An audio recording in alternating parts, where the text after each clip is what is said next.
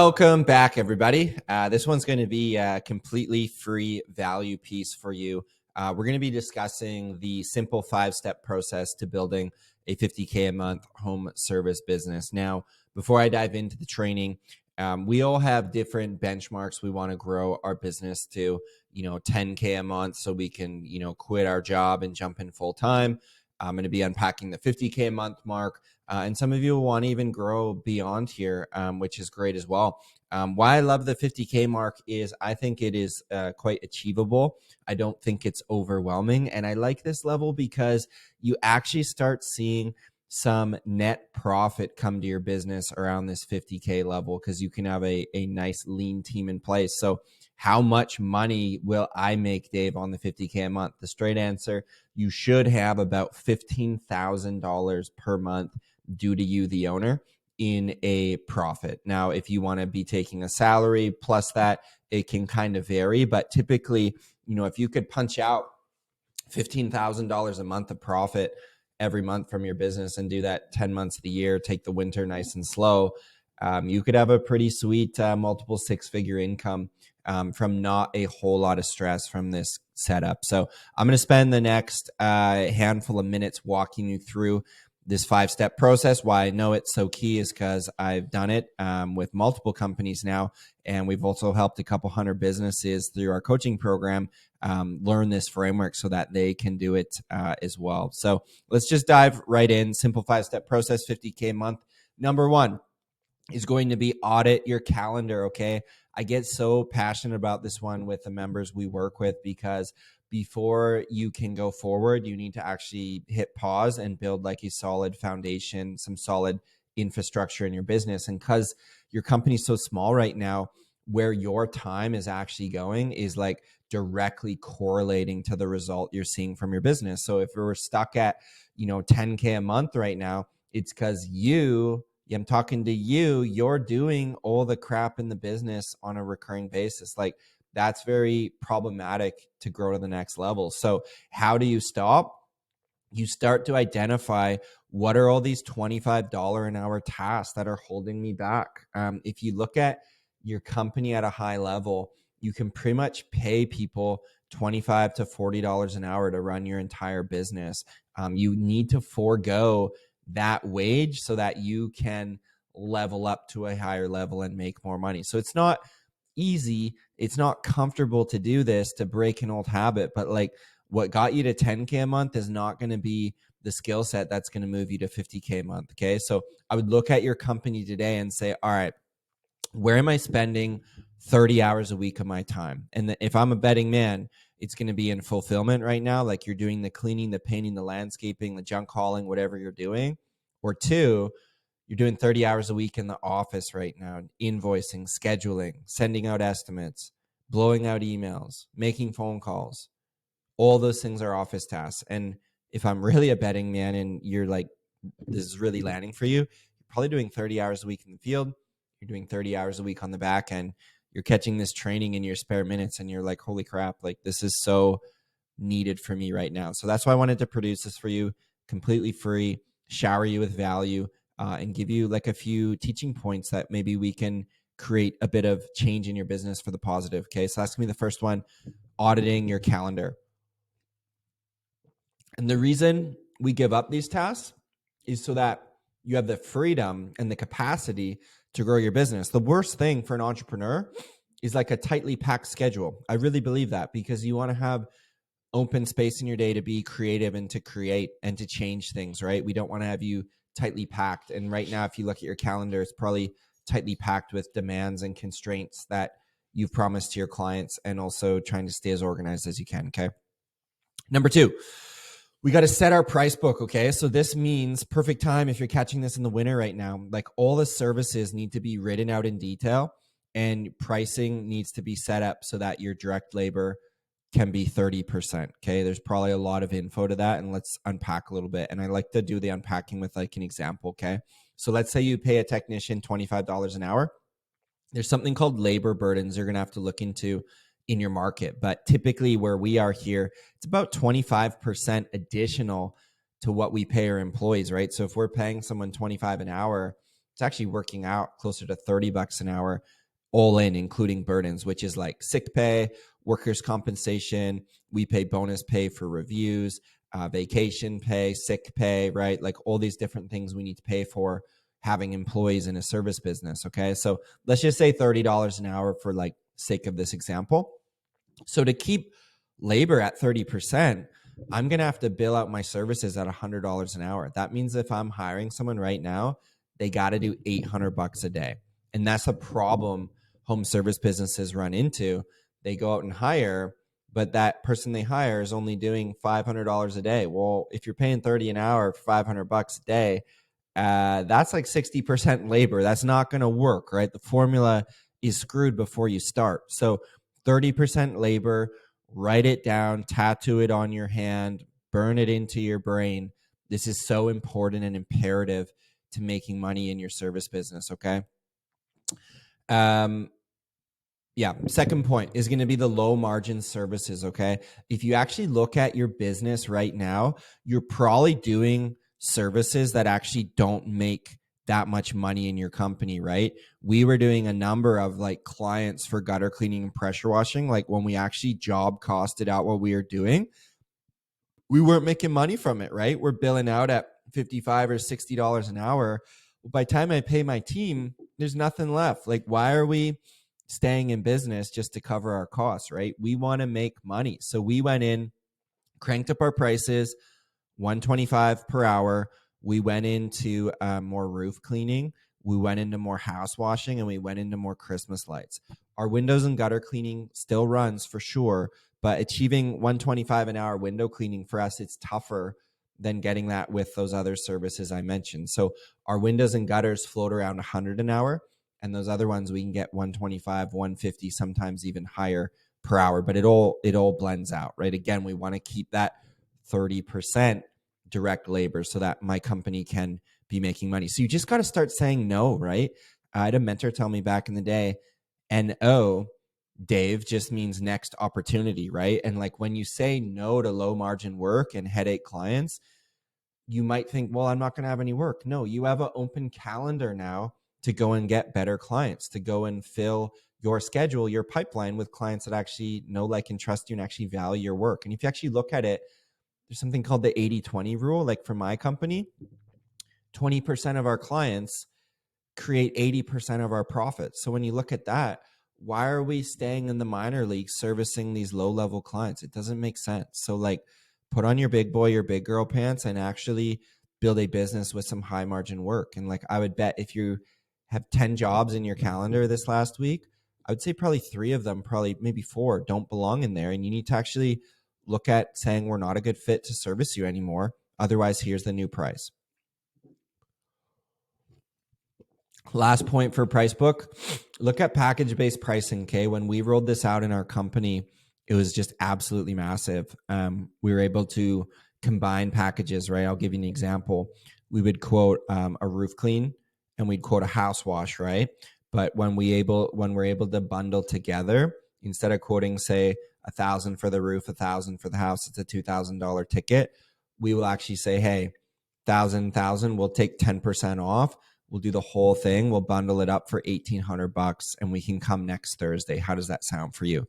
So when you're able to actually take off and discount a bit, you actually get more dollars coming into your business. And like the game plan of your company should be to figure out what your daily revenue needs to be. Okay. For me, I like $2,000 a day for our 2-person crew. So if I could get $1,800 from that one, all I got to do the rest of the day is pick up like a little $200 window cleaner, gutter clean. You could easily add that on.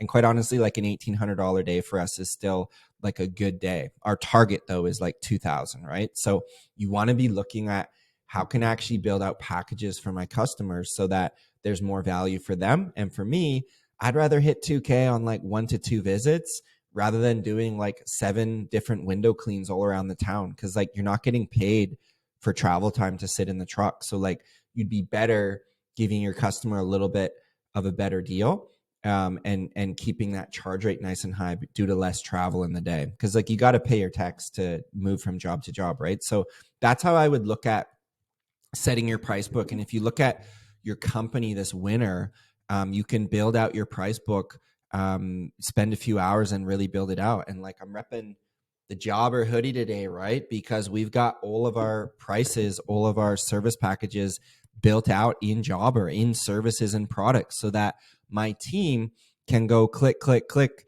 Here's your quote, Mrs. Smith. And it keeps things nice and easy, okay? Number 3, we want to be hiring a part-time office admin, okay? Spring's going to be here before we know it, everybody. So like, why not get the dominoes going on this now and building a little bit of this rhythm into your business? Again, I told you $25 an hour. If you make that, you're making $50,000 a year. If that's good for you, continue what you're doing. If you want to move up, like I said, to this threshold and be making, 15K of profit a month from your company, you need to get someone on the back end running your office. Now, this is a position I suggest hiring part-time to start, okay? So you could have a part-time office admin come in, take all your inbound calls. So like stop having calls run to the old cellular phone right here, and actually have it run like to an office phone would be ideal. You can look on Amazon. There's phones called Grand Stream phones you can actually plug in, and they can run off of VoIP. It's called a VoIP phone. It can actually run off an internet signal. Is pretty cool. But also having your office admin make outbound calls, right? If you look at your Jobber or whatever CRM you're on, but on Jobber we use, there's a client re-engagement report on your dashboard, right? And that report will tell you, hey, Dave, there's 600 customers that you've not actually got to in the last year. You should hit them up. And business owners like you and me, we don't necessarily create the time to do that. So having an office admin that can literally be the champion of this department in your business is going to help you a great deal. So, we know we're all going to get busy in March. I would be looking at building this role out in the next couple months and actually start recruiting for it in February. And here's like the red hot tip. This is like the not easiest position to hire for, but you get the most candidates for this position. For my office manager, we had over 200 applicants for our office manager position. And I was able to go through and basically have like our preferred choice for an office manager, which is like a pretty cool place to be in as a business owner when the hiring market, you can actually really hand select who's going to be the best talent. So you basically just want to have someone, if you're on Jobber, be mastering your Jobber CRM, right? And have them be doing all the scheduling and invoicing, answering all the emails. Like we have all of our emails dump into our Gmail email, coming in from requests, coming in clients emailing and whatever. Like we get a lot of activity in that inbox. You want to have someone managing that inbox and keeping it, to a manageable level. And then the other cool thing is you can have your office admin do estimates, right? Like, again, it's a big control thing that we struggle with as business owners, but you can have an office manager, office admin take an inbound call for gutter cleaning, do up the estimate on your Jobber or CRM and save it as a draft. And then a business owner like you or me can jump on at the end of the day and say, hey, there's 4 gutter cleaning estimates drafted up. Cool. I'll jump on, take a quick look at the house. Yep, that price looks good.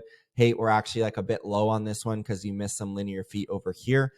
This one looks good. And this one, I'd maybe crank it up a little bit due to, this reason or that reason. You can shed some light and some coaching on that. What most owners will do is like, Dave, if I got to look at it anyways, why don't I just do it myself? Well, if you get hundreds and thousands of these coming in as you grow, even if you can buy back 1 hour of your time per day or 2 hours per day, it's going to be worth it. Okay. And how do we pay an office admin? Before I move on, I'll hit this point. Roughly 5 to 7% of your overall revenue should go to an office admin. So if you look at my example here, 50K a month business, I would be taking 7% of that and allocating that to an office admin. Okay, so you could be paying, let's just do it up right here. Well, make sure we get the accurate number, 0.07 times 50,000 bucks, 3,500 bucks. So if you look at paying someone, let's say 22 bucks an hour, you just got someone 160 hours in a month, divide by 4, boom, 39.77 hours a week. So at this level, you need to have someone rocking full time running the back end. Now, what works great is you can always start someone part-time in your business, 3 hours a day, 4 hours a day, and you can grow them to 6 hours, 7 hours, 8 hours a day. Okay. It doesn't always need to be you're stuck part-time and this is how it is. Like when we hire people in my business, we tell them this is a growing company. Like it's our goal that your role, your job will evolve over time and will grow into something much greater, and you'll have more responsibility. Because like at the end of the day, the best people I've hired in my company, the greatest compliment you can give them is give them more added responsibility, take more things off your plate as a business owner. Okay. So quick review: audit the calendar, 1, set the price book, 2, get the office admin going. We're going to hit 2 more here on our simple 5-step framework to get to those $50,000 months into next year. All right. This is a biggie. You want to build your brand with lead generation. You want to actually work backwards on how many leads you're going to need. Okay, so I'll give you an example again. $50,000 of work. Let's say your average job size, and you may not know this, figure it out like today. What's your average job size? For us, it's $1,000, okay? So $50K of work at $1,000 of house washes and Christmas lights. I need to get 50 jobs onto my calendar, okay? So I know that now. I got that data. Cool. My closing percentage, I'm going to close 1 out of 2 of them, okay? Not amazing sales rate, not really bad. We're actually at like 47%, but 50% for this training. So I got to do 100 estimates. I got 4 weeks in the month. I got to do 25 estimates per week. I'm going to take weekends off, family, friends, chill time. Cool. 5 estimates a day. We got to be doing, okay? So at this level, I would suggest having your office admin doing up those estimates, right? Again, some will be bigger ones you're going to have to go and look at. So for this point too, you could have your office admin authorized to send estimates up to $500, but when they're 500 or beyond, draft them up, let the owner look at that. And again, you can give up small bits of control over time as you keep growing, okay? So we're going to need to quote 5 estimates a day. Now, a lot of you listening in this far are like, okay, how do I go about getting those leads? And like we sometimes think, I believe, too short-sighted as home service business owners. We're like, all right, I need work on the schedule for next week, or I've got nothing after Thursday, right? We're in this frantic state of like direct response marketing. I want to challenge that mindset to think a little more long-term. What brand am I building here? How can I build a brand so strong in my local market that people know, like, and trust me? And when they think of the service they need, they think of me, right? I had a faucet on my sink and the bathroom was messed up. I could not fix it. I'm not super handy. I had been seeing this plumbing truck around my town, Pioneer Plumbing, and seen it. A friend of mine actually used them. I heard that back in the day. And when I could not fix that faucet, I'm like, all right, Google Pioneer Plumbing, boom, call them, send the plumber out. Let's get the sink fixed, right? I was programmed already from that company that I knew about them. And when it was time, boom, because they are the guy, they are the girls I know, like, and trust, right? So you want to do that with your company and stop thinking so much hand to mouth. I need work this week. Like, start thinking long term. What can I do as a business owner to build the brand? So I really like and teach organic marketing, but to kind of graze the surface on this training, truck wrapped, signs around town, flyers up, strategic partnerships, and door knock. Those are really the 5 like get famous in your neighborhood type of tactics that we've really used to grow our home service business. Because my company, we don't spend more than 7% of our overall revenue. So you should be thinking of a mindset. I'm giving you $7,000 right now. You need to return to me $100,000 of booked work. And if you're going to go set up Facebook ads and Google PPC, you could lose that 7K like that. And are you going to see 100 grand coming in? I'm going to bet no, but I would love to see it if that's the case. How I make 7 grand into 100 is with these organic marketing methods. Now, yeah, they do take a little bit of time. And are all of you going to go and door knock? Probably not. Are all of you going to go and make strategic partnerships? Probably not. But the keeners of you watching this training that do, you're going to stand out in your local market. Because this is why I love home service businesses, is because it's full of competitors working so hard on the fulfillment that it's very rare. Less than 10% of you will actually take this training and go and build a real business in your area. Like the skills to do your cleaning, your landscaping, your painting, vastly different from the business skills, from the marketing skills. And like the successful home service pros, they know the fulfillment, yeah, but they focus their time on the marketing and on the sales. That's why their brand grows and they're getting hundreds of Google reviews and they're building teams and getting trucks. Like that's how a company really grows. So that's organic marketing in a nutshell. One more tip I want to give you though is looking at your past clients. Okay. You can do re-engagement campaigns, like I said, through emails, text messages, and phone calls. Okay. Don't pester your clients. But for us, we do 4 emails per year. I find that a very respectful way to be marketing to our past clients, saying, hey, before we get really busy, we're letting you know about this. And like, if you zoom out with me at a high level, we all know next year, April, May, June, July, you're going to be smoking busy, inbound leads coming in. It's great. Well, what about February and March? Why are we not reaching out to past clients saying, hey, early bird discount, we'll give you 10% off, 15% off, get in our schedule early. Me, I want to keep my crews busy. And also, I know we're going to get enough business in those busy months anyways of new clients coming in. So create the capacity, move your existing clients forward, let them save a few bucks, keep your busy season open for new business. And that's how you stretch out and run this thing for 10 and a half months a year, as we do with my business. Is you got to get good at capacity planning and touching base with your clients, because you might think they remember you, but like they're way more busy than you can even imagine. And like for me, I became a father this year, which is great. My time just got that much more constrained and I have less brain power to think about who does my stuff around the house. So if I can get a quick email or a quick text message or a phone call or something in my door, I'm like, oh yeah, I remember that. And it's just like, boom, light bulb. I got to take care of that. Like, I feel like people's lives are just one big to-do list. And like when you can tap on the shoulder, be like, hey, we're here when you need us. And not every day, every week, but selectively, just touching in friendly reminder, it goes a long way. And we book a lot of work just from staying top of mind with our clients. And you want to do that in a cost-effective manner and not spend it all on paid ads. So that's what we've really done. And what I teach is really focus on building the brand properly with lead generation. So super, super key. All right. You stayed with me thus far.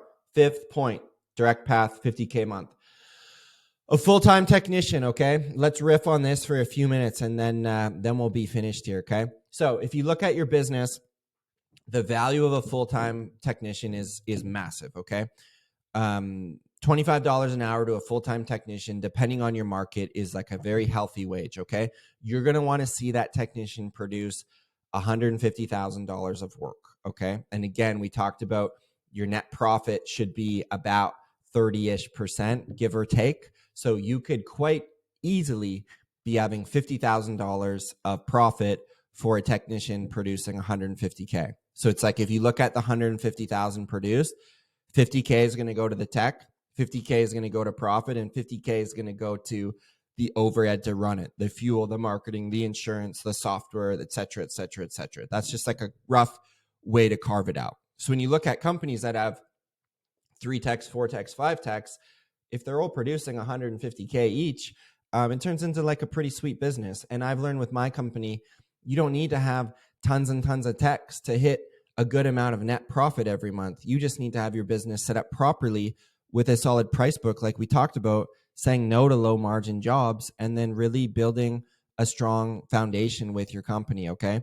So how I'd be looking at this, once your first technician's trained, eventually you'll want to hire that second and third technician, because in this example of a 50K a month, you can get there with 3 to 4 technicians. And again, this was like a huge mindset shift for me. I thought I needed 8, 10 technicians. No, you don't. Like, less is more. And when you actually have less employees, there's less to manage. And when those employees are fantastic at what they do, it makes business a lot more fun, because I've found employees will either create like your dream lifestyle or they'll turn your business into a nightmare, right? And so there's a number of things we can do to get set up for this full-time hire. And I'll just give you like a few things that I would be thinking about at a high level as you build your company through this winter, okay?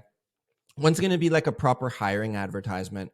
I find most job ads are like pretty weak at best, and they'll just be talking all about the company. We've really flipped our job advertisement to be talking about what's in it for the technician, right? And really selling to what's in it for them.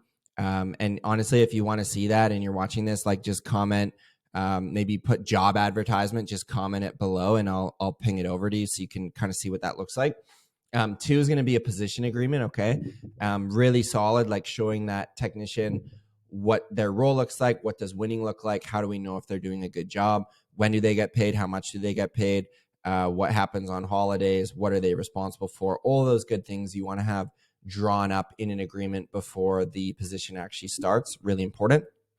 SOPs are called standard operating procedures. I think we get like bamboozled by these as business owners, but at the end of the day, you want to just look at each service and put down in bullet point forms, like how do you do gutter cleaning? This is like a how-to guide. How do you wash a roof? How do you, prep a room for painting? Just bullet point, but it doesn't need to be fancy. I think we get scared of starting SOPs because we're like, we need this like big fat handbook. No, like you're running a small business, like just go make a one-sheeter. I call it like a one-sheeter SOP. Okay.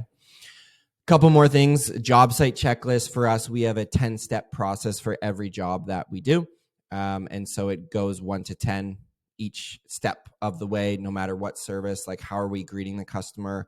How are we checking in with them? And how are we closing up the job? How are we doing marketing around the job site? All these things are built into that checklist. Uniforms. You don't need to spend $2,000 on uniforms right now prepping to grow. I would be just stocking a couple t-shirts of each size. Honestly, you could go and invest $300 and have 6 t-shirts ready, 2 small, 2 medium, 2 large, 2 XL. Get 8 t-shirts then. Then you're set for next year. You can always add.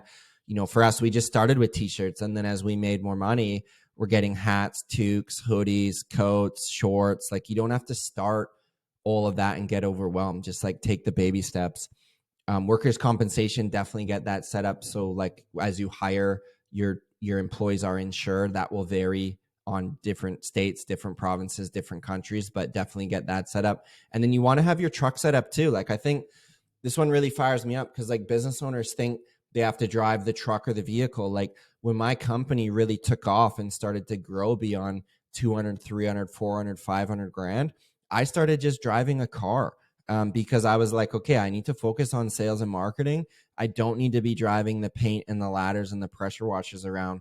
I'm going to have my crews be handling that. They don't have to worry about sales and marketing, but that's what I'm going to be staying up at night, figuring out how to get this phone to ring more with more inbound business. So like, set your truck up right as well. If you have the budget, I would do a full wrap or as close to a full wrap as you can.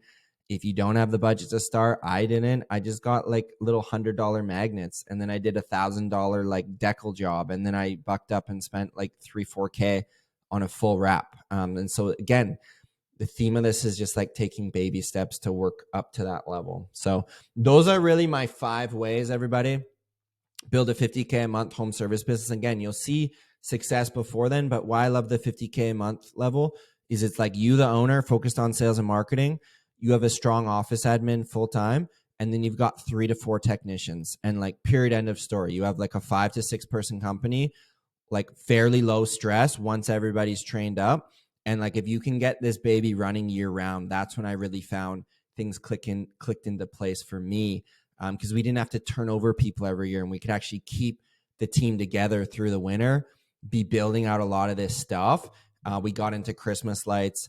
We're staying busy with gutter cleaning. And then by end of February, we're offering our clients some incentive to come back so that we can stay busy. So I hope you found good value in this training.